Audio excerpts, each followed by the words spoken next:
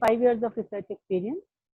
Her field of specialization is accelerator-based experimental atomic physics.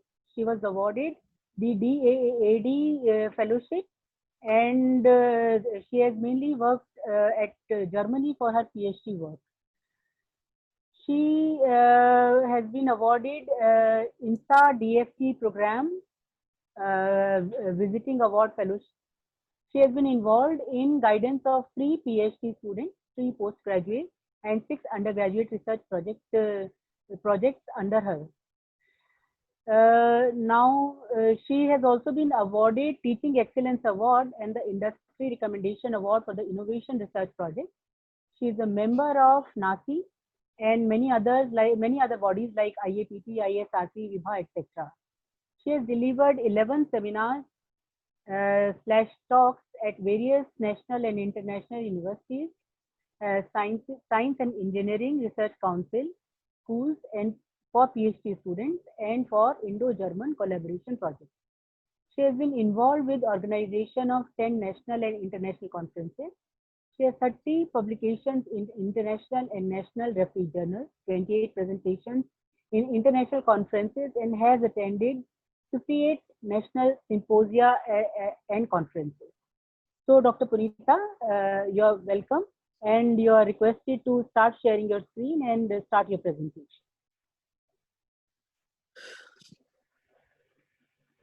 Yeah, okay. So maybe we just stop the recording for a second and start again. Dr. Savita? Ma'am, I've already stopped the recording for a minute and I've started it again now. Okay, okay. Thank you so much. So I should now start sharing the screen. And so that's it. Can you see my screen? Can you see my screen? Yes, ma'am. Yes, ma'am, we can see. And I'm now going into the slideshow mode. Is it visible? Yes, ma'am. Okay. So, okay, students, thank you for your patience. And as I mentioned, the 3 of us are completing statistical mechanics from different perspectives. I've been covering more basics as well as perspective of statistical mechanics. And as I repeatedly say, the moment your perspective reaches a particular level, following the equations, the formulae, the application becomes a recipe for a particular application, recipe for a particular derivation, recipe for achieving a particular value, and so on.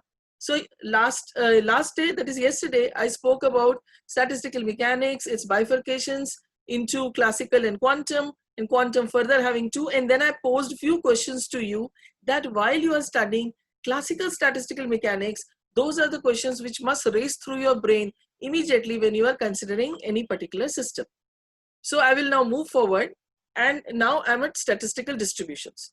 Some of the sentences which I speak will reiterate, complement, and supplement what you have heard from the other 2 lecturers also.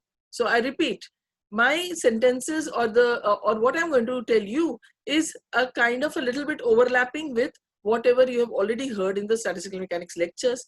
And this overlapping is very, very healthy, because it again focuses your brain and reiterates and embeds the entire idea into your head.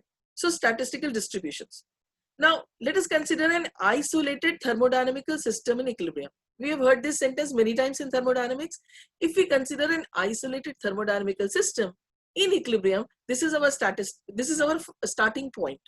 If we do not have the system in equilibrium, as I mentioned yesterday very clearly, statistical mechanics just cannot be applied. It is not bothered about how the equilibrium is reached, in which manner it was reached, how much time was spent, what happened while it was reaching equilibrium. It simply starts when you have reached the equilibrium. So let us consider an isolated thermodynamical system in equilibrium. What is the meaning of isolated? Isolated means system of your interest plus its surrounding constitutes a thermodynamical system.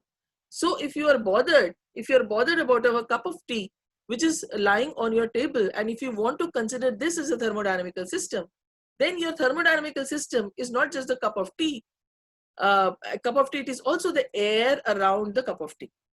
And then you have to either actually isolate it by putting walls which cannot conduct energy as well as heat, or you have to mentally isolate it. So isolated thermodynamical system essentially involves the environment around your system of concern. This must be kept in mind. Now let us consider E to be the total energy of the system. Okay, this is a fixed quantity, and N be the total number of particles in the system. The beauty and the commonality between the three statistics is that we do not fix, except in two cases which I mentioned in my first lecture, phonons and photons. Except in those two cases, this quantity E, the total energy supplied to the system, available to the system, accessible to the system, allotted by the system to its constituent particles, remains a constant. And N is the total number of particles in the system, and this must also not vary. Exceptions, photons and phonons, about which will come later. And T, as you know, is the absolute temperature of the system. So what is the most probable way, the most important question that we have to ask whenever we are dealing with any classical statistical mechanics system is that what is the most probable way in which the energy E is divided amongst n number of particles of the system. This is what we are trying to achieve. This is what we are trying to find out. And when we achieve an answer, when we get an answer to this most important question, we've already reached more than half of our destination of understanding a particular statistical distribution for any system in classical statistical mechanics. So what is the most probable way is what we are searching. Next, when we think of this, then the first question that comes to our brain is, what is the probability that particles N1 is a number of particles which is less than capital N.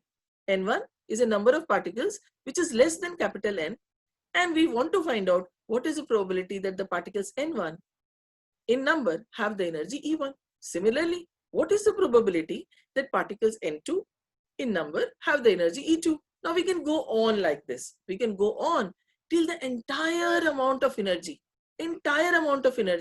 which is allotted or designated for that particular system is designated to all the capital N number of particles available in the system. Capital E is constant, N is constant. We have capital E constant, N constant. E must be allotted to all the capital N number of particles. So Mr. Om Prakash has raised hand. Can you please write in the chat box? Unfortunately, I do not see the chat box once I start sharing the screen.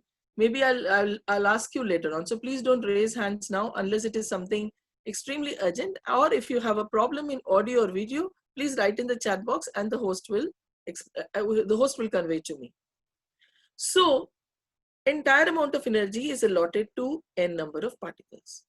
Now the same energy EI, let us take any level. So in the figure below on the slide, you can see 3 diagrams, right? And I have made four levels which I've designated with the energy E1, E2, E3, E4. And similarly for the rest 2 diagrams also, these 4 energy levels are designated with the energies 1, 2, 3, 4, right? So now I can pick up any energy level, and the same energy EI might correspond to 2 or more number of particles. As you can see in all the diagrams, every level has either 2 or 3 number of particles except the first one where the highest level E4 is empty. What is this? This is the degeneracy. This is the degeneracy that more than 2 particles are having the same amount of energy. This is the degeneracy which must crop up in all statistical distributions, and we must take care of it because, for example, in the first diagram, the red and the green ball in the third level have the same energy. The blue, red and the yellow ball in the second level have the same energy. The red, green and the yellow ball have the same energy, that is E1. Similarly, you can understand the other 2 diagrams also. What are we basically doing? We are distributing particles. We are doing statistical distribution of particles in different energy levels. Energy and n number of particles is constant. Very good. Now, there are how many ways can we distribute it? That's one part where the probability comes in. How many ways can we distribute a particular set of balls or particles here which are different in color? Why have I taken different in color? We are dealing with classical statistical distribution where it is assumed that the particles are distinguishable. Now, an automatic idea that comes to your mind is, if you are considering an atomic gas, a monoatomic gas, then the particles are identical. How are we considering to be distinguishable? How are we considering to be distinguishable? And in order to explain the concept only, we take up these examples of colored balls to make you understand what's happening. So I was on degeneracy. The degeneracy of the first diagram of the first level is fourfold. 4 particles are there in the first level. It has got 4-fold degeneracy. 3 particles in the second level. So 3-fold degeneracy of the second level. In the first diagram. And 2-fold degeneracy for the particles in the third level. And similarly for different diagrams, one can see immediately what is the level of degeneracy that is occurring. So it is very clear that even if we take the simplest of the examples of taking colored balls and putting them on different levels or arranging them in some compartments of a box, we have to immediately think on how to distribute them. And this is all that we want to find. But why do you want to find distribution? What will it lead to? Will the distribution of the particles with several energies have an implication or an inference in physics? If it does, it's of use to us. And if it does not have any use for us. Now, in the last sentence I've written, if Pauli exclusion principle is not valid, then more than one particles can be in the same state, Now, I'm leaving this as it is because we are not discussing Fermi-Dirac statistics for the present. We are at the classical statistical mechanics. And the classical statistical mechanics, there we do not talk about Pauli exclusion principle for distribution. We will talk about them when we will talk about Fermi-Dirac statistics or fermions. So it is clear that we are looking for the distribution of n number of particles in certain number of energy levels, and there can be degeneracy. As Dr. Aditya said, degeneracy also signifies the number of sub-levels within a particular energy level. This part is clear to us. Now, at equilibrium, the most probable distribution of particles amongst the available states takes place. This we know. Why? You see, please look on the right hand side of the slide. There is this Boltzmann equation S is equal to K, L and W, which is the bridge between thermodynamics and statistical mechanics. And with this bridge, the bridge starts with S, which is part of thermodynamics, and is equal to K, L and W, which is probability, or the number of different ways in which you can distribute something. W is the number of different ways in which you can distribute something. If I go back to the first slide, and if I give you this very simple example, you will do immediately that if you have 3 red balls, 2 green balls, 2 yellow balls, and 2 blue balls, and if you have 4 energy levels or 4 energy compartments, then how do you distribute them? This is very simple for you, and you'll immediately tell me the answer. The number of ways in which you can distribute 2 blue, 3 red, 2 green, and 2 yellow balls amongst 4 energy levels is this much factorial. Why do we again and again talk about equilibrium? Because at equilibrium, if you leave a particular system as it is, then that particular system at equilibrium reaches the most probable distribution of particles. Most probable distribution of particles occurs amongst the available states. So there is Imani Thakral raising her hand. May I know what is it?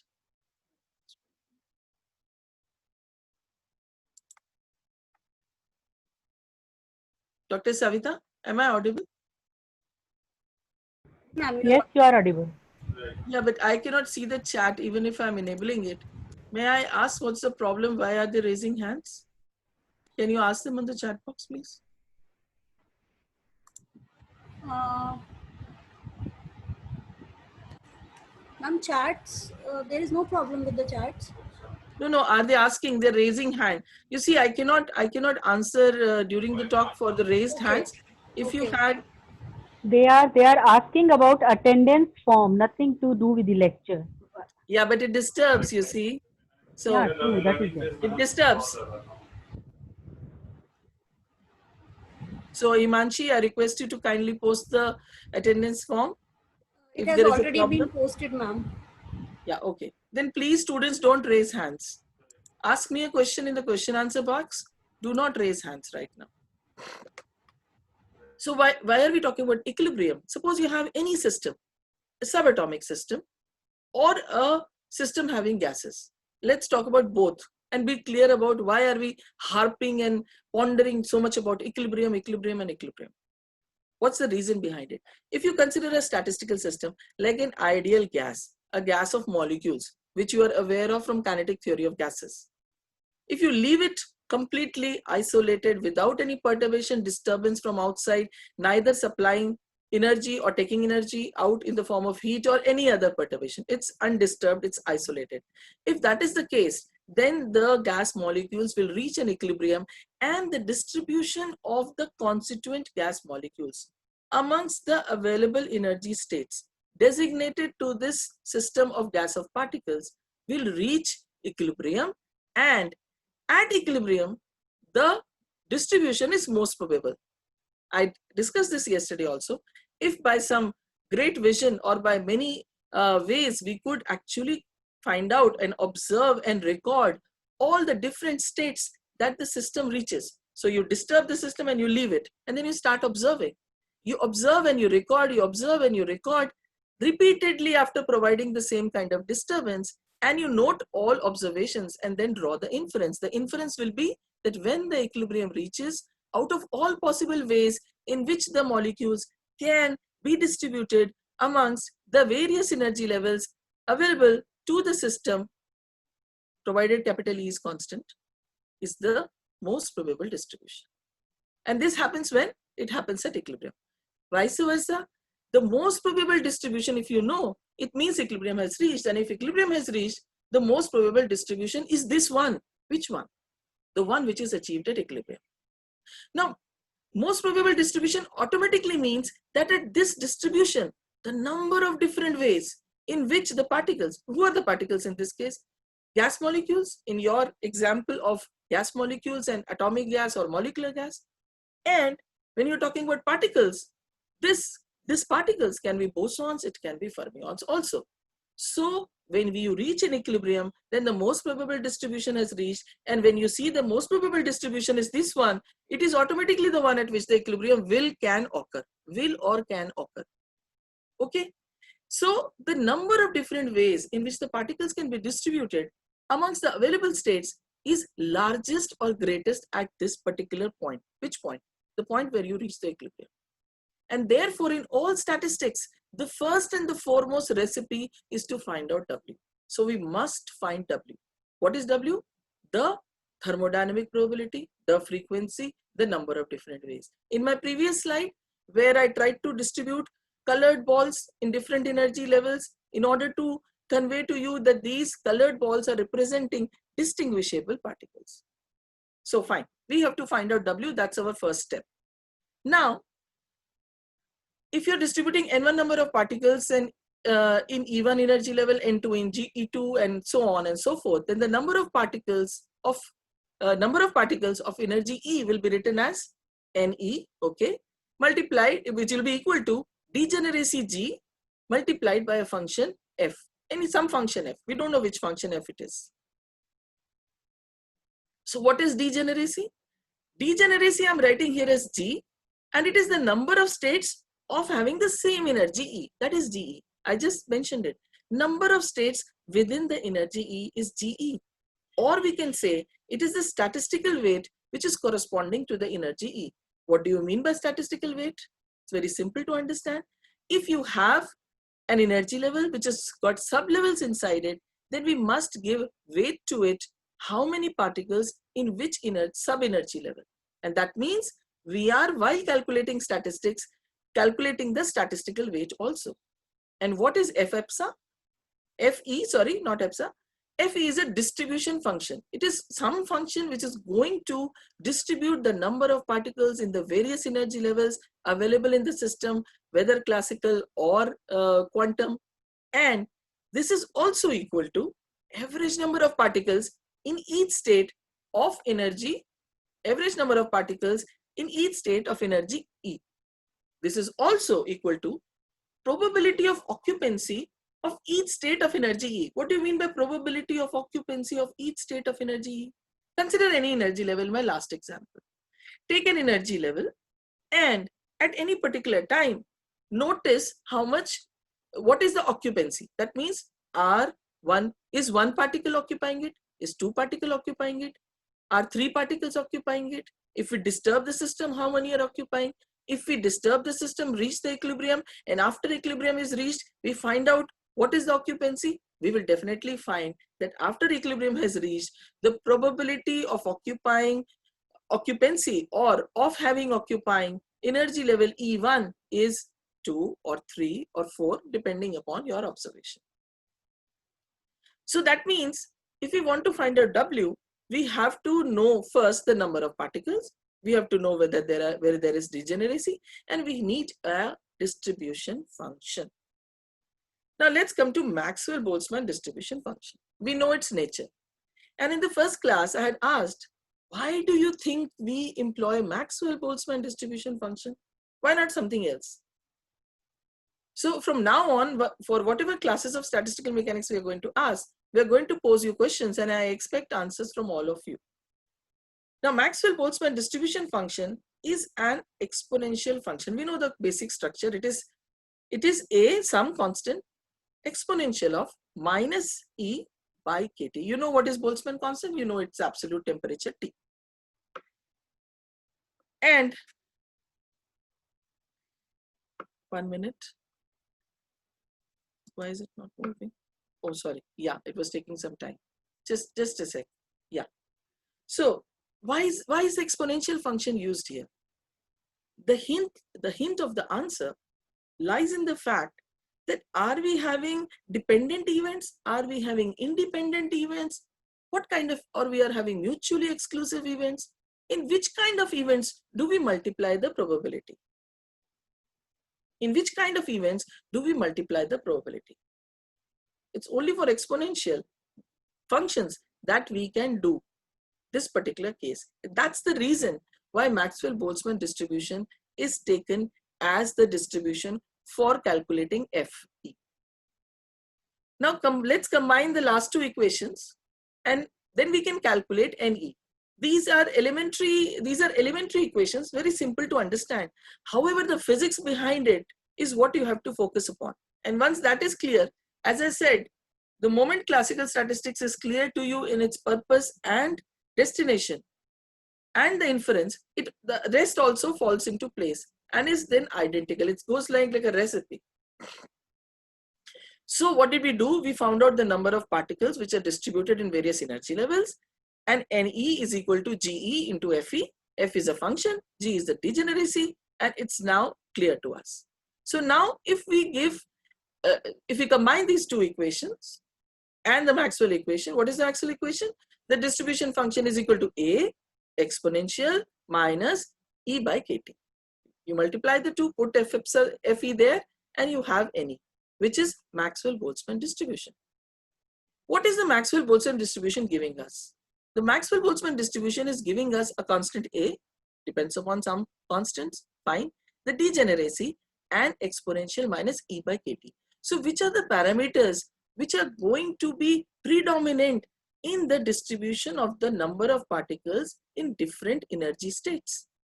What are the predominant factors? K is a constant, goes out. The only predominant factors is the energy, which in any case is connected deeply to temperature, and the degeneracy.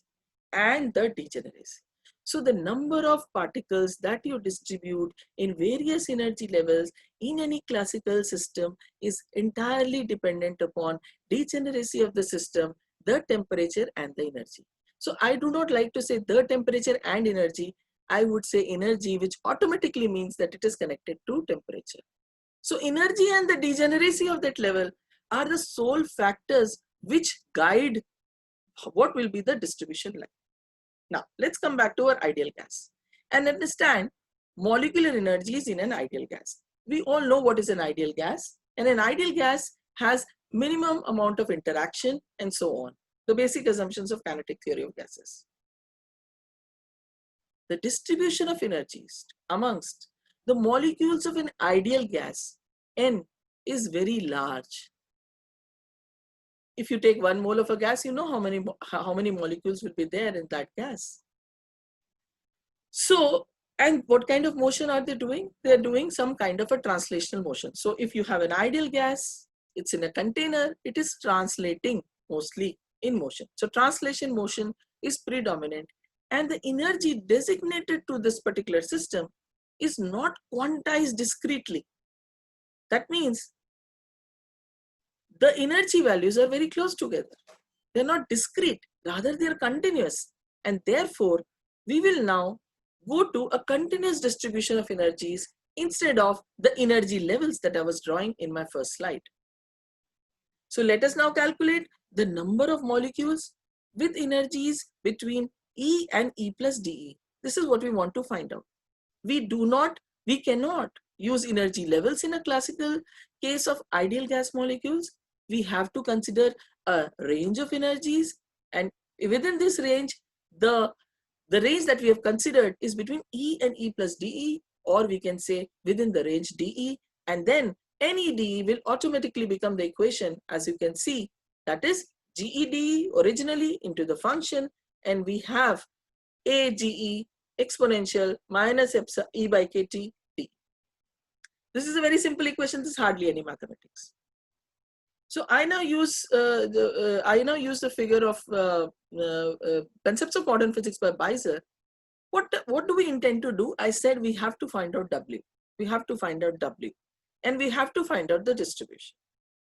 In order to find out the distribution, we have to find out what kind of distribution are we aiming? We want an energy distribution. Now, instead of first talking about energy distribution, let us talk about directly the distribution according to momentum. Now, the momentum is nothing else but energy, and energy is nothing else but momentum related to each other in a nice way, right? So P is equal to mv, and we know it. So if we consider a sphere, as you can see, if you can consider a sphere, then if you have a particular shaded area, as you can see, then this is equal to 4 pi p square dp. So the number of momentum states which are lying within the energy interval p to p plus dp can be denoted by gp dp, which is equal to bp square dp. What is b? B is some constant. What are we trying to do? We are trying to find out the number of energy states within the energy interval E to E plus dE and how particles are distributed amongst them. Instead of going directly to energy, we go through the route of momentum and we calculate the number of momentum states. The function Gp here is not the same as the function Ge, obviously. Why? Because since each momentum magnitude, P corresponds to a single energy E. And the number of energy states, GEDE, between E and E plus dE is the same as the number of momentum states between P and P plus dP. Why can we use this concept? We can use this concept because the concept of phase space is not unknown to us. Because the concept of phase space is not unknown to us. What is phase space? A phase space is a combination of the position space as well as the momentum space. The position space and the momentum space together is called the phase space. And it is that phase space which defines whether you will follow classical statistical mechanics or quantum statistical mechanics. You will follow classical statistical mechanics if the unit cell in a particular phase space is of a certain dimension, and if this unit cell has dimensions which are for volume equal to h cube, then you have to follow quantum statistical mechanics. So back to the present concept. Because of that phase space connection, we are able to use this number of momentum states. So we can say that GEDE is also nothing else but B some constant and P square dP. Okay. So what is the number of energy states?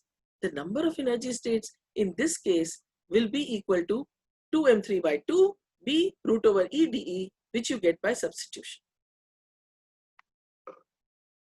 Now the number of molecules with energy between E and dE, or you can say E and E plus dE, will be equal to NEDE. How do we get this? You go back and substitute GE found out in the equation number 9.7, the first equation, and you simply substitute it back.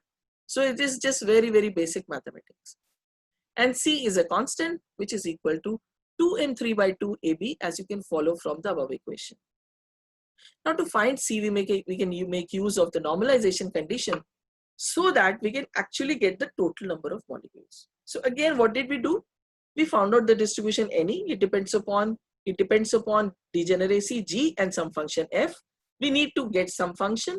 We chose the Maxwell-Boltzmann distribution function Fe, which is actually an exponential function valid for certain kind of events, the events which we require in this distribution.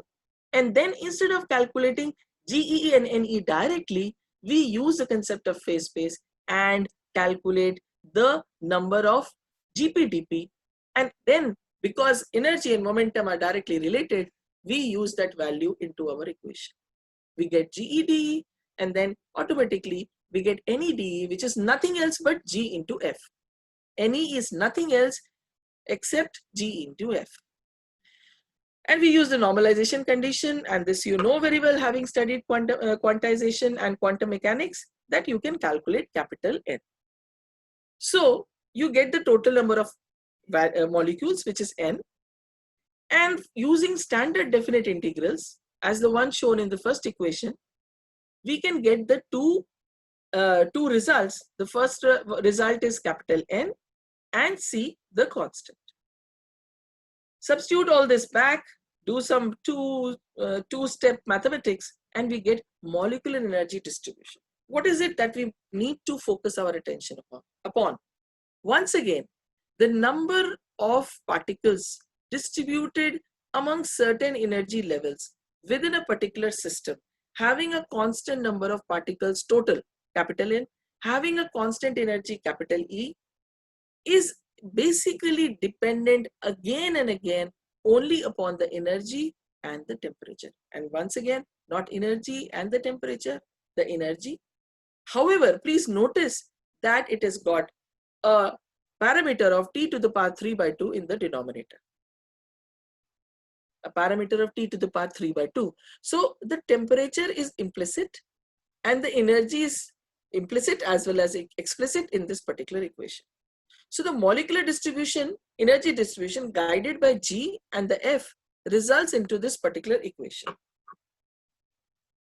Now, let us look at Maxwell-Boltzmann energy distribution for the molecules of an ideal gas. And this figure is courtesy Concepts of Modern Physics by Weiser. We know that the average molecular energy is about 3/2 kT. You've already heard a great deal about this in Dr. Sanjay's lecture.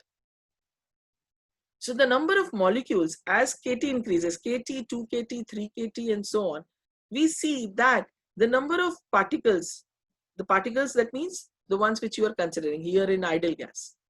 So the number of NE shows a curve which is visible in this particular figure. The highest value occurs for a value which is less than energy value of kT. Now, what is the total energy of N gas molecules? What is the total energy of N gas molecules? E is equal to this equation. And how do we get this equation? This is the total amount of energy which we can get from the previous equation. The average energy of an ideal gas molecule is total energy divided by capital N, the total number of molecules. If you do that, then you simply see that the average molecular energy is equal to 3/2 kT.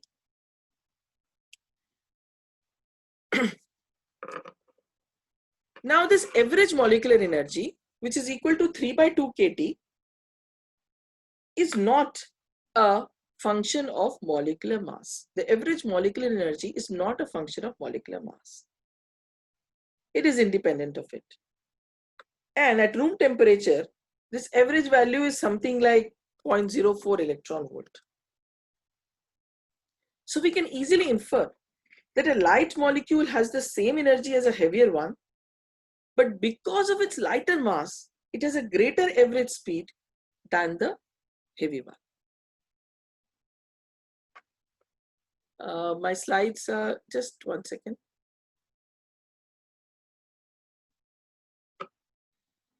There's a slide problem with the changing of the slides. Just 1 minute.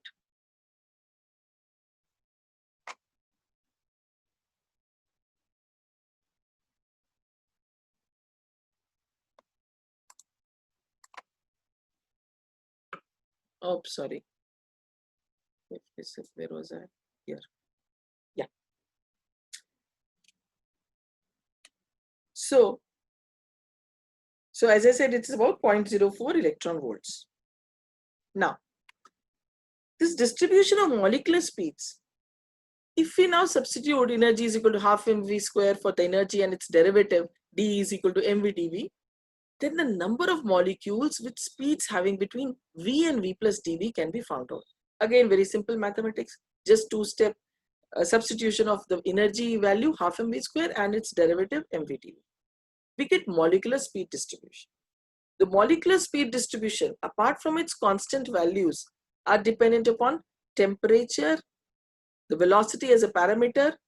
That's it. Instead of energy, we have now the velocity. Now this was the formula which was obtained by Maxwell and is plotted in the next figure, which I will show just now. The speed of a molecule with the average energy of 3/2 kT can be easily calculated as RMS speed. You know that we can do V square bar and then square root of it. Now what is important for us to understand is that we always start understanding classical statistical mechanics with an ideal gas, Maxwell velocity distribution, and we start getting the feeling, well, it is the same as kinetic theory. What is it new that we have done here? And there lies the whole mistake. Why applications of classical statistical mechanics? I repeat, why is this mistake important to remember? Because although we use Maxwell velocity distribution function to understand the distribution of gas molecules with its various velocities, with its energy ranges, with its momentum ranges, and calculate these simple formulae which we are already aware of in kinetic theory, the most important concept is that the Maxwell velocity distribution function is a function which has been used for the distribution of the molecules within a particular gas, and this distribution is the most probable distribution. This distribution function, A exponential minus E by kT, after which this mathematics is just very simple, very low level mathematics for graduate and postgraduate students. This particular function is the most probable distribution, and you have used it along with degeneracy. So although these formulae of RMS speed, of the average speed and all that are the same, the formula remains the same. The perspective is entirely different. You have used the most probable distribution function A exponential minus E by kT to calculate these values, to calculate these formulae. And hence, if you now look up at applications of classical statistical mechanics on various different cases like F fusion and potential energy and so on, you cannot correlate, and hence the classical statistical mechanics numerical problems generally pose a bigger problem to the students, a bigger challenge to the students as compared to quantum statistical mechanics. So if we want to understand the applications, I'll take a few numerical cases in my next class where I will show that although we use this particular most probable distribution of Maxwell and reach these particular simple equations we are already aware of this in kinetic theory. They have been dealt with, they have been arrived at by a completely different perspective. What is the perspective? Consider degeneracy and consider the most probable distribution. So we know how V bar, VRMS, etc. compare with each other, and this diagram is also known to us. So the root mean square speed is slightly larger than the average speed, and the average speed is larger than the most probable speed. And this distribution is well known to us, where the number of molecules moving with a certain velocity v have been plotted on the x-axis with respect to the velocity of the molecules. So we know how to calculate the most probable speed, and this is the most important, one of the most important results. Because the speed distribution of the above equation is not symmetrical, the Maxwell-Boltzmann distribution, the most probable speed Vp is smaller than either V bar, the average, or the root mean square. And to find Vp, we can set equal to 0 the derivative and solve, and we get this. We know this result very well. It is the most probable speed. So we can now see a graph, see the same book, percentage of molecules with speeds within 10 meters per second of the indicated speed, plotted versus molecular speed. We have been here considering atomic gases, oxygen and hydrogen. And the effect of temperature is quite visible for the case of oxygen. So oxygen at 73 kelvins, oxygen at 273 kelvins, and hydrogen at 273 kelvins. So this is the distribution of the molecular speeds. In my initial lecture, I had mentioned that this kind of distribution is the most probable, the most natural of all distributions that occur in nature. And that is why we see honeybee combs and we see ant hills, we see mountains, all following this kind of distributions with some alteration or perturbation. Let us now come quickly to the basis of quantum mechanics, quantum statistics, which is necessary to focus and ponder upon in order to understand all the other lectures and as well as move forward in the field. Now, you have heard from the first day itself that there are two kinds of statistics, classical and quantum. And the quantum statistics is two types, Fermi-Dirac and Bose-Einstein statistics. These are the names of four famous scientists, and I'm sure you know about Satyendranath Bose. If not, why not Google it completely? So these two kinds of statistics, how do we decide what are they, how are they following? I'm repeating and I'm sure you already know it, that if you come across today of a particle, if you just discover a particle today, then the first question that you have to ask yourself is, okay, what is the mass of the particle? Second, what is the charge of the particle? Third, does it have magnetic properties? And then, what is the spin angular momentum? If the particle is moving, then can you assign an angular momentum to it? Of course you can. And the moment you assign an angular momentum to it, the second question or the final question is, what is the spin angular momentum if it is spinning motion? If it is orbiting around something, for example, in an atom, you have an electron going around the nucleus. You have an atom, and in an atom, an electron is going around the nucleus. The electron is orbiting around the nucleus. It is also spinning while it is orbiting. This is the classical model that we have been very well versed with. So the orbital motion of the electron, which is circular in nature, orbital motion leads to orbital angular momentum of the electron. The spinning motion of the electron leads to spinning angular momentum of the electron. These two angular momenta are the most fundamental and are the basis for the two types of couplings which you must be all aware of, the LS coupling and the JJ coupling. In lectures of atomic physics and nuclear physics, we'll be touching this subject all over again. For the present, it is clear to us that if a particle, simplest electron, moving in an atom around the nucleus, if it is spinning, it will have a spin angular momentum. This is an example. You can take any particle in the universe, and ask the same question, what is the spin angular momentum? And if your answer of the calculation, calculation of spin angular momentum is equal to integral multiple of h cross. H cross, what is h cross? Planck's constant divided by 2 pi.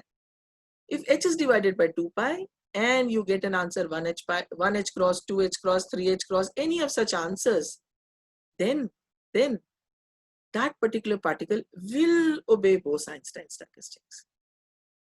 And if that answer is an half integral multiple of h cross, that means 1 by 2h cross, 3 by 2h cross, 5 by 2h cross, and so on, then it will follow Fermi-Dirac statistics.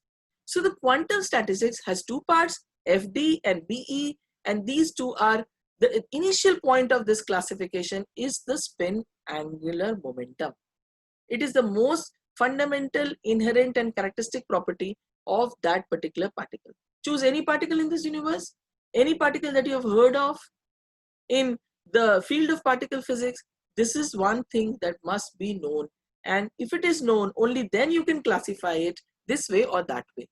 And the beauty is, as I said in the beginning, statistical mechanics is bothered only about the mass behavior of the system and not about the individual particle of the system. If you have a system, you have particles inside it, then you're not bothered about what an individual particle is doing. You're not moving around with your magnifying glass, focused on one particle or another particle. You're just bothered about the behavior of the system in totality. What is the behavior of the system in totality? How does it behave in this situation? How does it behave in that situation? What is this and that? What is this and that? This and that is nothing but the perturbation.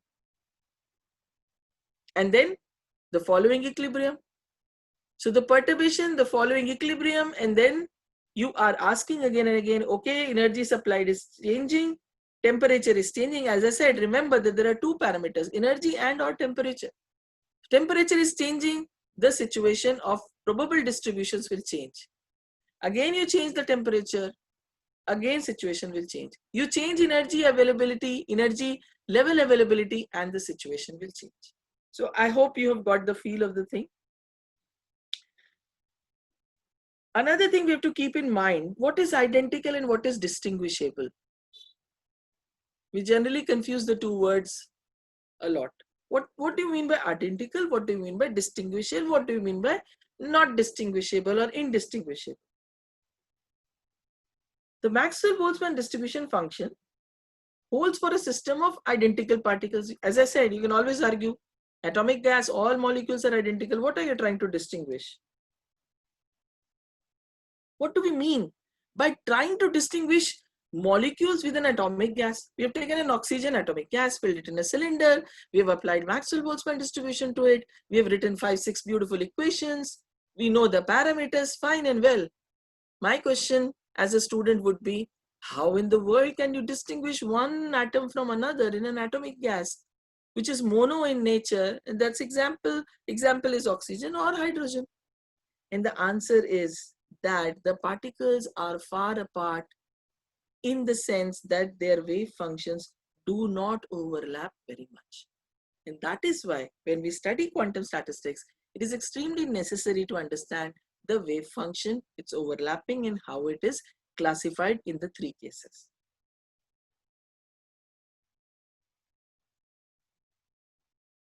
So in Maxwell-Boltzmann statistics, if the wave functions overlap, then the particles cannot now be distinguished. They can still be counted. What happens in quantum statistics?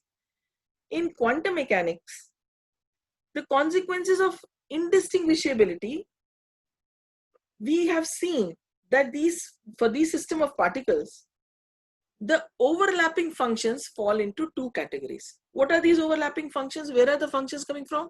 These are Schrodinger wave equations. The functions used in the Schrodinger wave equation, the wave function. The wave function which is designated or associated to a particular particle because of wave-particle duality. Because of wave-particle duality and the de Broglie nature, you associate a particular wave function to a particular particle, and secondly, you have this. You can always say why one wave function. It will be a wave packet, etc. Yes and no. In quantum mechanics, you know very well that it's not a single wave function. It can be a wave packet considering a superposition of more than two wave functions, and so on and so forth. When the particles are not distinguishable, so one boson you cannot distinguish from the other boson, we cannot tell which of them is in which state, and the wave function must be a combination of the two states. So here I forgot to mention what I had pointed out in the first slide itself, that bosons do not follow the Pauli exclusion principle, and you're aware of it. And the wave function of a system of bosons is not affected by the exchange of any pair of wave functions that you use for them. We shall just see in 1 minute.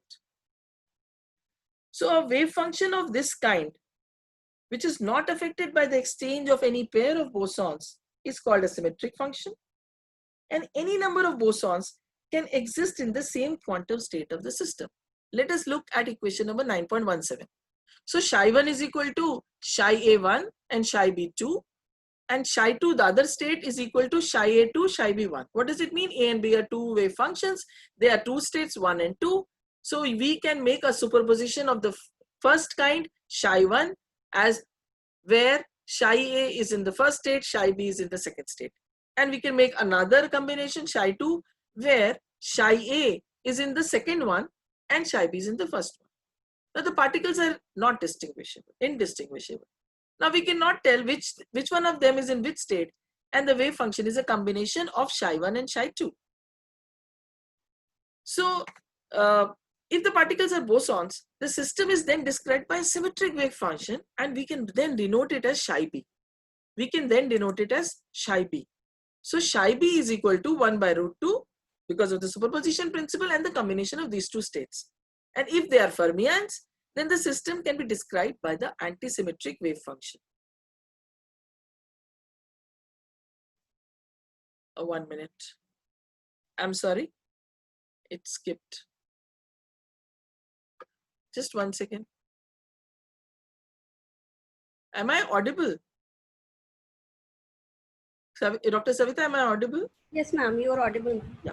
So what is happening? Once again, I feel I must explain once again. So in the case of bosons, the total wave function Psi B is calculated as a superposition of the two states. Which two states? Psi1 and Psi2, written in Roman numerals. Written in Roman numerals from 9.7 to 9.18, we are getting equation 9.19. And if they are fermions, the system is described by the antisymmetric wave function. Because of the symmetric and the antisymmetric wave function, 1 second. Yeah. Now, 1 by root 2 factor is obviously coming because of normalization. Now we can ask, what is the likelihood in each case that both the particles will be in the state, say, A?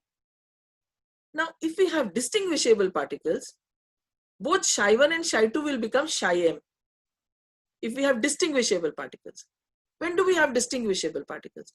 We'll have distinguishable particles only in the cases where we'll have distinguishable particles only in the cases where we are able to see non-overlapping wave functions in the system. So for the distinguishable particles, we'll get the equation number 9.22. Okay, Psi-m star, you know what is complex conjugate, and Psi-a star 1, 2 multiplied by Psi-m, which is Psi-a1 and Psi-a2. We'll come to this section again later, and not only today. So this is a little bit, this is rather the base of quantum statistical mechanics, and is then very important to understand. So for bosons, the wave function becomes Psi B, which is equal to 1 by root 2, Psi-a1, Psi-a2, then Psi-a1, Psi-a2, and which by mathematics leads to equation number 9.23. So probability density. The probability density following quantum mechanics comes out to be 2 Psi-m star Psi-m. So what do we observe? There is a final parameter, a final factor of 2 in the equation 9.24. Thus the probability that both the base bosons be in the same state is twice what it is for distinguishable particles. In distinguishable particles, what did we get? We got Psi-m star Psi-m. And similarly, if we do for fermions, the wave function becomes 0. If we do not go through this very simple 5-7 equations, we do not understand the base and the classification of classical and quantum statistics in clarity. So I think I would be touching this upon again in a different manner in the following class. So what do we try to do? Leave the mathematics apart. What do we want to learn out of this whole exercise of one state, another state, overlapping of wave functions, not overlapping of wave functions? What is it that we wanted to achieve? Always we have to think about what are the equations telling us and conveying us. In case we are able to grasp that, then the equations themselves speak in clarity to us. And hence the memory loading becomes very less, which is very important for students who are appearing in examinations of any kind, or developing their base in physics, or preparing themselves for a career in physics. We have understood that in classical cases, in classical statistical distribution applicable to all classical cases, we might have particles which are looking identical, but we are considering them as distinguishable. And that is the reason why we have, and that's the reason, and connected completely to the fact that their wave functions do not overlap. But in Bose-Einstein and Fermi-Dirac cases, rather for bosons and fermions, the basis of which is their spin angular momentum, being half integral multiple h cross for the case of fermions and integral multiple of h cross in the case of bosons. That is a criteria how they are distinguished. And once we have understood that yes, now quantum statistical mechanics is applicable, automatically the quantum mechanics completely gets inside, and we have to use wave particle duality concept, designate a wave packet to a particular particle, calculate the superposition of functions for any two particles in any two states, just as we do in quantum mechanics, and observe the result, and we observe that it is from their very basic thing, the first chapter of quantum mechanics, which tells you about the wave function, the wave packets, their superposition, normalization, and complex conjugate calculation. From there itself we understand that fermions cannot exist, two fermions cannot exist in the same state, denoted by the antisymmetric wave function. Whereas in bosons, you can, it's following a symmetric, it's having a symmetric wave function, and more than one boson can exist in the same energy state. This is the very base because of which Bose-Einstein and Fermi-Dirac distribution functions are different, and they follow two entirely different behavior. The moment this part is clear, the rest of the statistics is just how the two distribution functions which are visible on the slide right now, as Bose-Einstein distribution function, as Fermi-Dirac distribution function, these two distribution functions are the functions which are distributing what? The particles. Where? In energy levels. How? By this formula. This is the distribution function which will guide, which will kind of dictate how the particles following bosons or BE distribution will be distributed in a particular energy case. So I personally feel that if one is able to understand this particular concept, that the wave function symmetry, antisymmetry, and its designation is the base of the three statistics. And hence, just a sec, there's a problem with the slides. Yeah. So I will not go into this Fermi energy and Fermi-Dirac right now. It's already 8. Let's quickly have a look at this. So if you consider the three statistics, the Bose-Einstein, the Maxwell-Boltzmann, the Bose-Einstein, the Maxwell-Boltzmann, and the Fermi-Dirac statistics, and just compare the distribution functions, then what do we observe? They look similar in the higher energy, for the higher energy values, 4 kT and 3 kT and beyond, but are markedly different at low temperatures. Just this very graph, if it is embedded into your brain as the basic difference between the three statistics, this itself leads immediately to the concept clarity, whether a particular system has to be dealt with is this way, in this way, or that way, in this way or that way. So a comparison of the three distribution functions for the same value of alpha, alpha is the parameter you're aware of. The Bose-Einstein function is always higher than the Maxwell-Boltzmann one, which is pure exponential, and the Fermi-Dirac function is always lower. This you can interpret also by looking at mathematics. But please, the distribution function has lower values for Fermi-Dirac and much higher values for Bose-Einstein. What are the functions giving us? They're giving us the probability of occupancy. What is the probability that n number of total particles be distributed in different energy levels according to the degeneracy that is predominant there at any given temperature T, K being the Boltzmann constant. So I think with this, I would like to stop today for the lecture, and we'll be continuing further. I will stop sharing. So first of all, I would like to know why so many hands were being continuously raised during the lecture. Dr. Savita, what is it?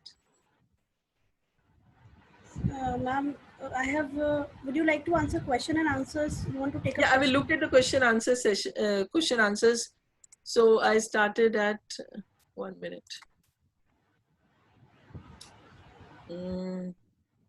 Okay, so I started at 7. So I should look at questions after 7.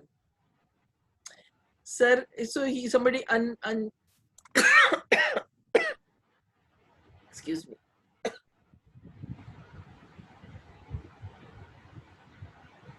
Ma'am, the first question is from Purushottam at 7 or 7 p.m.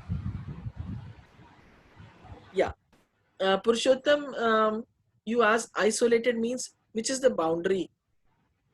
You see, once I explain, if you take a simple cup of tea, then if you want to make it a thermodynamic system, you have to consider its surrounding and then imagine a boundary around it and say, I will consider, for example, the exchange of heats from a cup of tea to its surrounding air.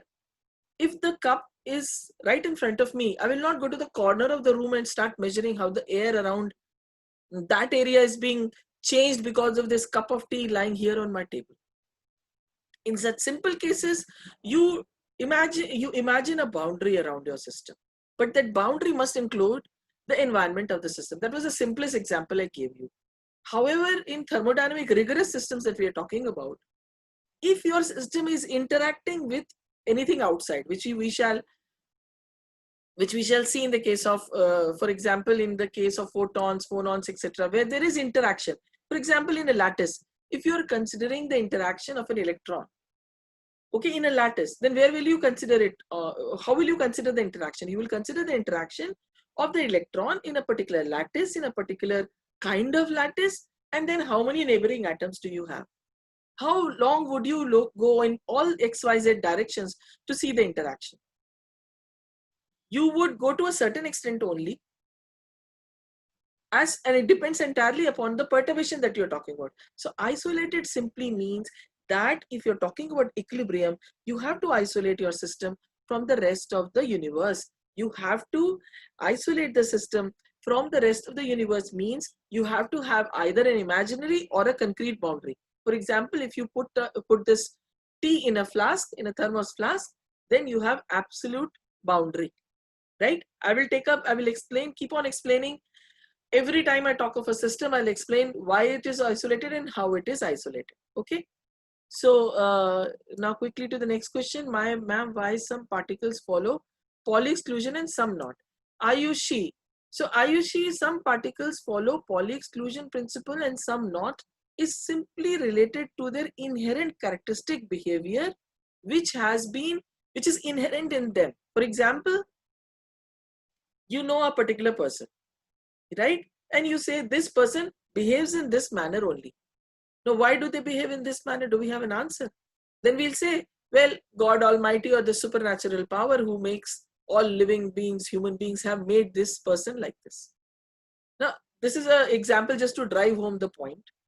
Now, just think, all the particles in this universe, all the cosmic ray particles, all the particles which constitute the particle physics that we study, electron, proton, neutron, everything. Why does neutron have no charge?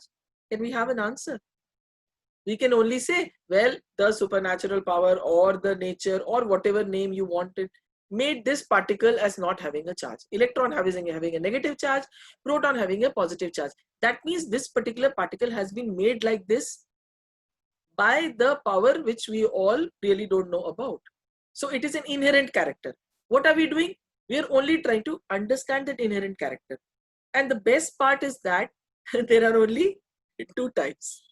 There are only two types in the subatomic world.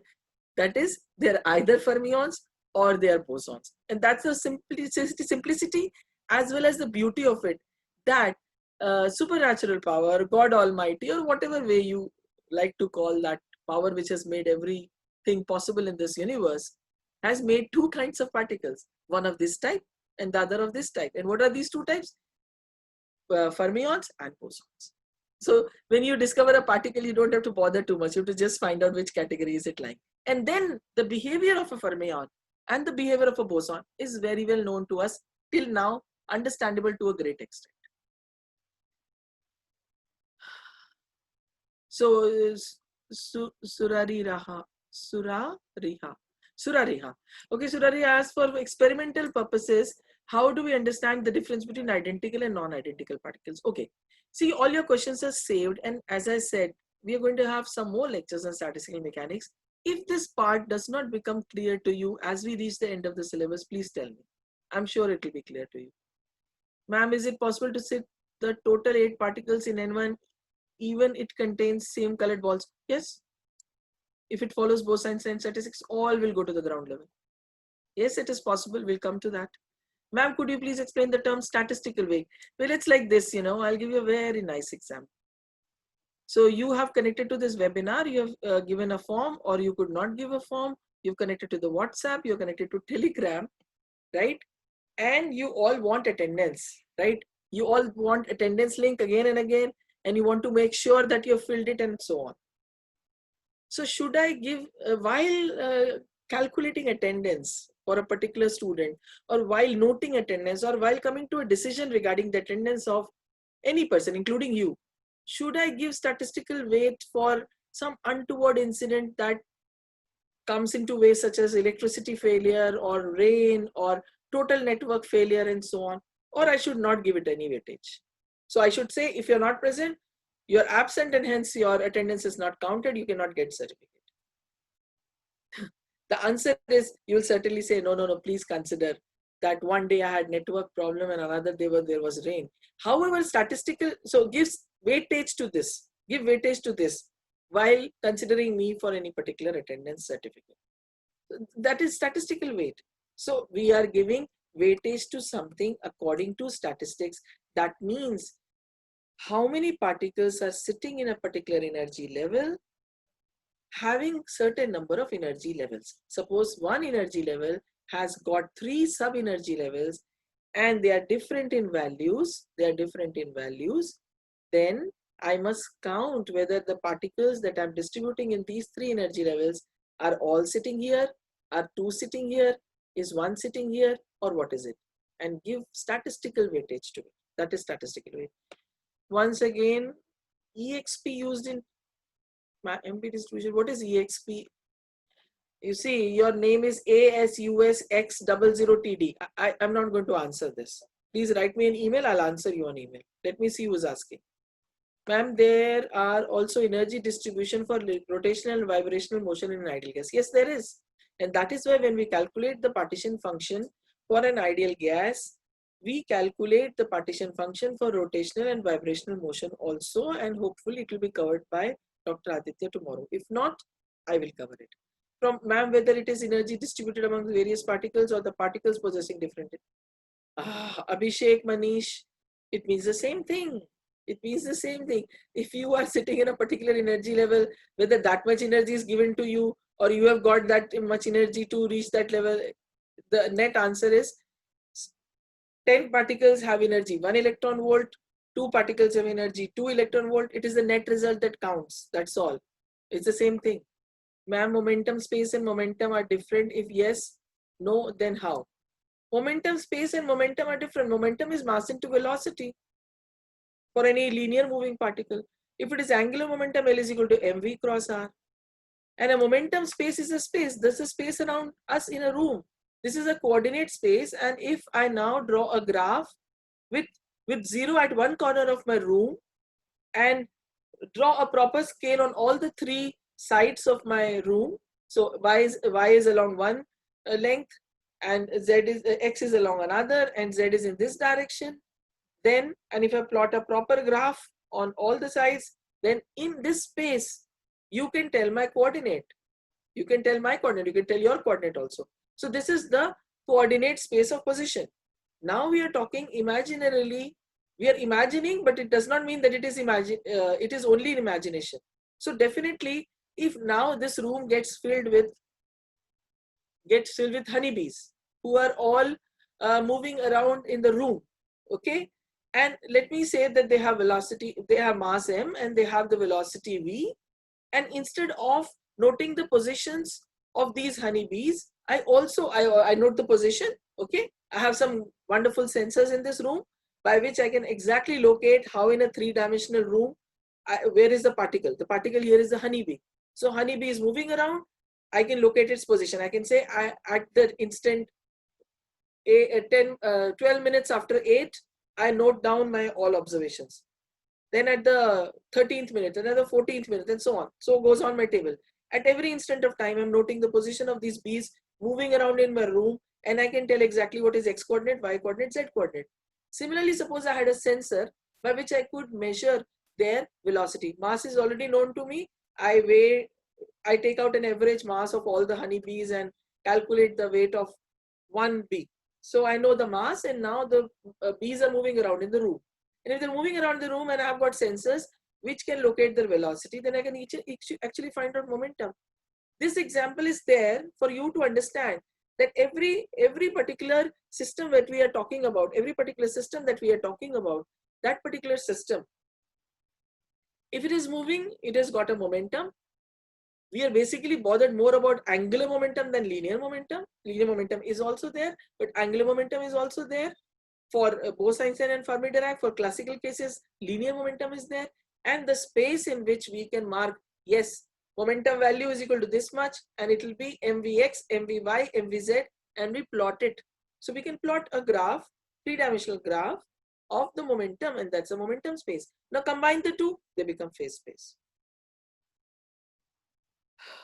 So Veera Pandian asks, phase space is the result of equipartition of energy slightly or partition function.